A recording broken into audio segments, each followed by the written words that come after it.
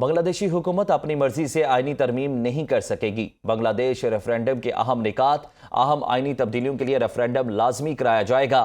پارلیمانی کمیٹیوں کے چیئرمین اور ڈیپٹی اسپیکر اپوزیشن سے منتخب ہوگا۔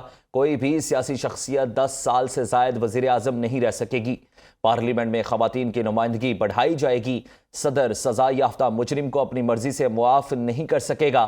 صدر اور وزیر اعظم کے اختیارات میں توازن قائم کیا جائے گا۔ 70% سے زائد ووٹرز نے اصلاحات کے حق میں ووٹ دیا۔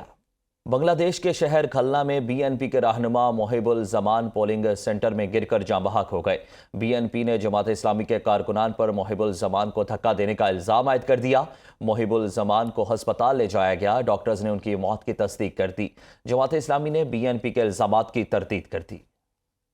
بنگلہ دیش نیشنل پارٹی اتحاد نے 2/3 اکثریت سے میدان مار لیا۔ بی این پی اتحاد 213 نشستوں کے ساتھ سب سے آگے، جماعت اسلامی اتحاد 77 نشستوں کے ساتھ دوسرے نمبر پر ہے۔ نیشنل سٹیزن پارٹی اور دیگر جماعتوں سے 9 امیدوار کامیاب ہو سکے۔ سربراہ بی این پی طارق رحمان نے کہا کہ منتخب ہوا تو جن کے ساتھ مل کر تحریک چلائی ان کے ساتھ مل کر ملک چلاؤں گا۔ حامی اور کارکن سے کسی بھی قسم کی ریلیوں یا جشن سے گریز کی اپیل۔ امیر جماعت اسلامی بنگلہ دیش ڈاکٹر شفیق الرحمان ڈھاکہ سے جیت گئے۔ جماعت اسلامی کے ڈاکٹر عبداللہ طاہر حسنات عبداللہ نور الاسلام بھی کامیاب ہو گئے۔ جین زی کی نیشنل سٹیزن پارٹی کے سربراہ نہید اسلام ڈھاکہ 11 سے جیت گئے۔ صدر مملکت آصف علی زرداری اور وزیر اعظم شہباز شریف کی بنگلہ دیش میں بی این پی کی جیت پر مبارکباد۔ صدر زرداری نے کہا کہ کامیاب انتخابات پر بنگلہ دیش کی عوام کو مبارکباد پیش کرتا ہوں۔ پاکستان جمہوری اقتدار اور مشترکہ خوشحالی کے لیے اپنی حمایت جاری رکھے گا۔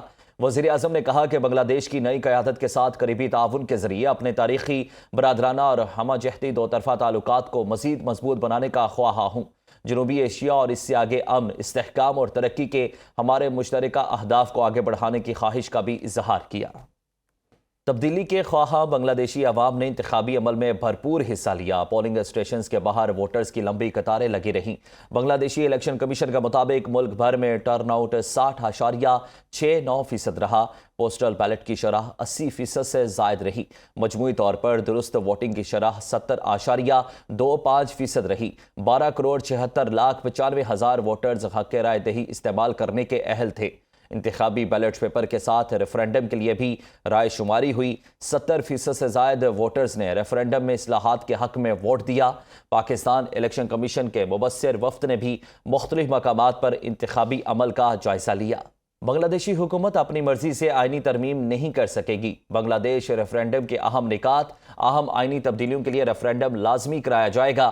پارلیمانی کمیٹیوں کے چیئرمین اور ڈیپٹی اسپیکر اپوزیشن سے منتخب ہوگا۔ کوئی بھی سیاسی شخصیت 10 سال سے زائد وزیر اعظم نہیں رہ سکے گی۔ پارلیمنٹ میں خواتین کی نمائندگی بڑھائی جائے گی۔ صدر سزا یافتہ مجرم کو اپنی مرضی سے معاف نہیں کر سکے گا۔ صدر اور وزیر اعظم کے اختیارات میں توازن قائم کیا جائے گا۔ 70% سے زائد ووٹرز نے اصلاحات کے حق میں ووٹ دیا۔